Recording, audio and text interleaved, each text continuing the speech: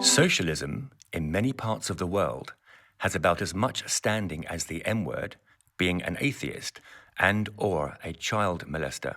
After the fall of the Soviet Union, capitalism became king, and we are led to believe that it is the only way. The fact is that it is not challenged very much, and we are just getting on with it. I believe that we need more socialism weaved into capitalism to make a happier world. Today, we will talk about what socialism actually is, as the world, well, at least most of it, has zero understanding and just shies away from the subject. Just look at the mainstream TV news and form that opinion. We all know what that is. Socialism is a political, social, and economic philosophy encompassing a range of economic and social systems characterized by social ownership of the means of production and workers' self-management of enterprises. It includes the political theories and movements associated with such systems. Social ownership can be public, collective, cooperative, or of equity. Whilst no single definition encapsulates many types of socialism, social ownership is the one common element. Socialists disagree about the degree to which social control or regulation of the economy is necessary, how far society should intervene, and whether government, particularly existing government, is the correct vehicle for change. Socialist systems are divided into non-market and market forms. Non-market socialism substitutes factor markets and money with integrated economic planning and engineering, or technical criteria based upon calculation performed in kind, thereby producing a different economic mechanism that functions according to different economic laws and dynamics than those of capitalism. A non-market socialist system eliminates the inefficiencies and crises traditionally associated with capital accumulation and the profit system in capitalism. The socialist calculation debate, originated by the economic calculation problem, concerns the feasibility and methods of resource allocation for a planned socialist system. In contrast, market socialism retains the use of monetary prices, factor markets, and in some cases, the profit motive, with respect to the operation of socially owned enterprises and the allocation of capital goods between them. Profits generated by these firms would be controlled directly by the workforce of each firm or accrue to society at large in the form of social dividend. Anarchism and libertarian socialism oppose the use of the state as a means to establish socialism, favoring decentralization above all, whether to establish non-market socialism or market socialism. Socialism is criticized in terms of its models of economic organization, as well as its political and social implications. Other critiques are directed at the socialist movement, parties, or existing states. Some criticisms occupy theoretical grounds, such as in the economic calculation problem and the socialist calculation debate, while others support their criticism by examining historical attempts to establish socialist societies. Because of the many varieties of socialism, most critiques focused on a specific approach. Proponents of one approach typically criticize others. One of the traditional arguments for a free market economy is that it provides businesses with a tangible incentive to offer goods and services that people want. That is, firms that successfully respond to the needs of the consumer get rewarded with higher profits. Nevertheless, some economists and political philosophers have contended that the capitalist model is inherently flawed. Such a system, they say, necessarily creates clear winners and losers. Because the means of production are in private hands, those who own them not only accumulate a disproportionate share of wealth, but have the power to suppress the rights of those they employ. The idea of class conflict lies at the heart of socialism. Its most prominent voice, Karl Marx, believed low-income workers faced with these injustices would inevitably revolt against the wealthy bourgeois. In its place, he envisioned a society where the government or the workers themselves owned and controlled industry. In contrast to capitalism, Socialists believe shared ownership of resources and central planning offer a more equitable distribution of goods and services. In short, they hold that workers who contribute to economic output should expect a commensurate reward. This sentiment is crystallized in the socialist slogan, "From each according to their ability, to each according to their need." Marx himself thought that toppling the existing capitalist order required a revolution led by the working class or proletariat. However, many socialist leaders, including influential social democrats in France, Germany, and Scandinavia, advocate reforming rather than replacing capitalism to achieve greater economic equality. Another source of confusion regarding the term socialism stems from the fact that it is often used interchangeably with communism. In fact, the two words have different meanings. According to Friedrich Engels, who worked alongside Marx, socialism is the first phase of the revolution, in which the government plays a prominent role in economic life and class differences begin to shrink.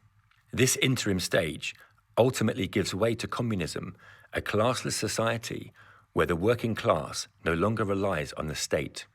In practice, however, communism is the name often given to a revolutionary form of socialism, also known as Marxism-Leninism, which took root in the Soviet Union and China during the 20th century. Socialism in practice. In a capitalist economy, the market determines prices through the laws of supply and demand.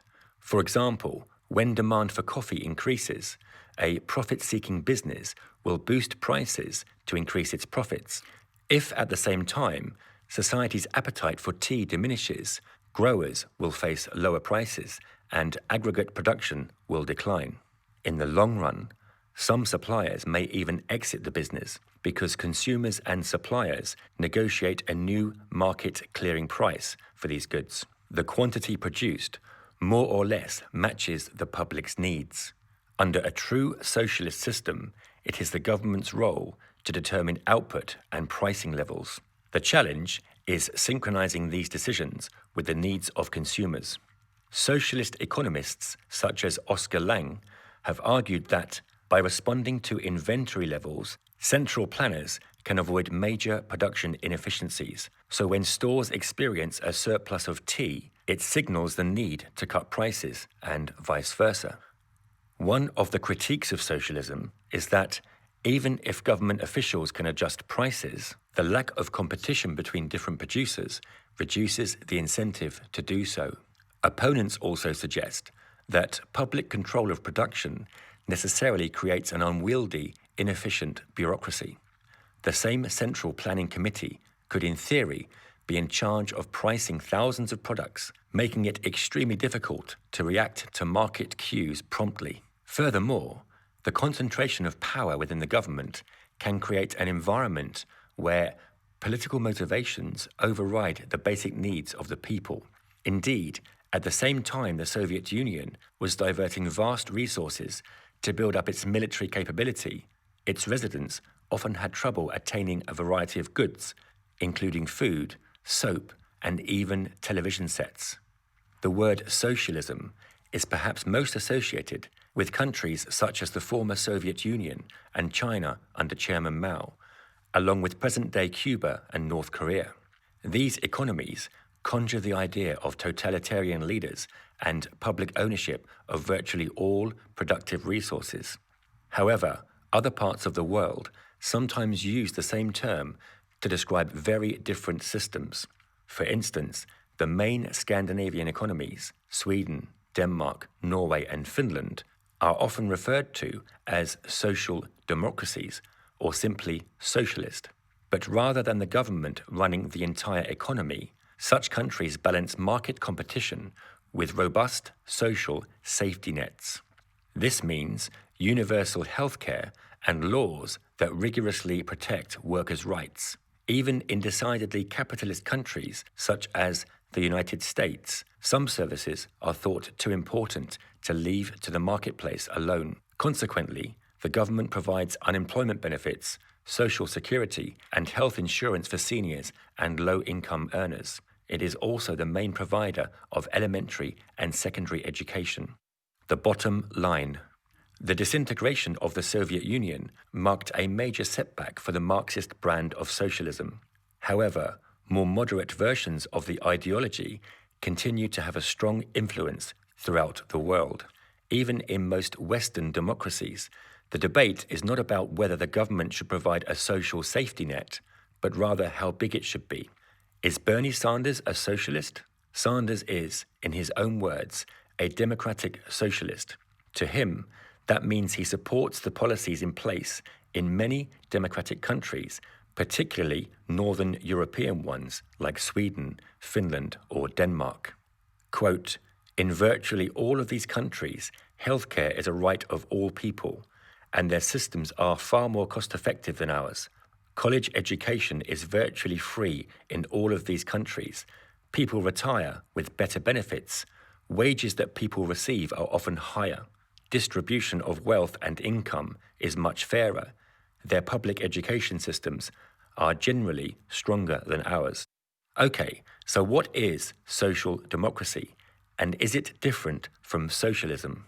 Social democracy is a version of socialism that emphasizes the need to achieve socialist goals, worker empowerment, a more even distribution of wealth and income, universal access to healthcare, education, and other essential services through representative democracy rather than through revolution.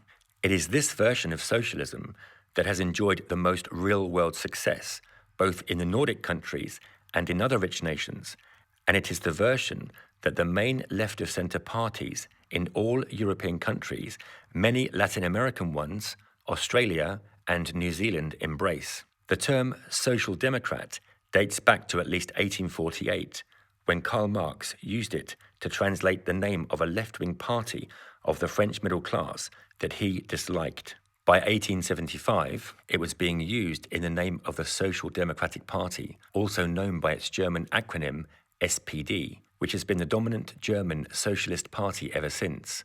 But it only became a clearly distinct approach to socialism in the late 1800s and early 1900s, when a few decades after Marx's death, an historic consequential debate broke out between two prominent members of SPD, Edward Bernstein and Rosa Luxemburg. What is the difference between socialism and communism? This one is complicated. On the one hand, socialism and communism are technical terms in Marxist theory.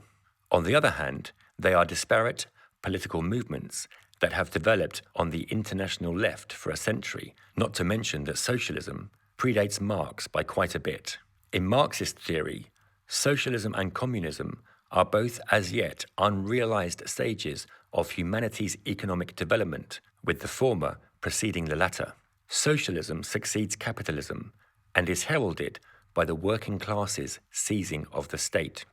Using that power, the working class then assumes control over the means of production, either by establishing cooperative enterprises in which companies are owned by their workers, or by effecting state ownership. Workers are compensated in relation to their contribution to society. Communism, by contrast, is achieved as the state gradually withers away, and the extreme technological progress enabled by socialist leads to such abundance that ownership and private property become essentially irrelevant. Classes evaporate, and all human needs are met. But it is worth distinguishing communism and socialism as political movements, aside from the term's theoretical connotations. With the success of the Bolshevik Revolution in 1917, socialist and social democratic parties across the world faced a choice. They could support Lenin and his allies as fellow socialists who actually succeeded in overthrowing the capitalist state through a workers' revolution, or they could oppose them as authoritarians who were abandoning the essentially democratic spirit of socialism. So in practical political terms, communism believes in revolutionary political change, or at the very least, more dramatic and transformative democratic change than social democratic parties have advocated. Socialism adheres to the commitment of democratic processes and the taming of capitalism through reform. But communist parties would almost universally identify themselves as committed to the goals of socialism, more committed than their squishy social democratic rivals. And for their part, many democratic socialists, like US presidential candidate Norman Thomas and British Prime Minister Clement Attlee, were vehemently anti-communist. So, at the end of the day, socialism gets a very bad name, especially in the USA. It can work in a mild form. It is working in a mild form right now, and working well at that. It can, and does work hand in hand with capitalism. This, in my opinion, is what it should be. Too much of either is not good for the world. A capitalist society with an undertone of socialism can and will work wonders. Sleep well, brothers and sisters.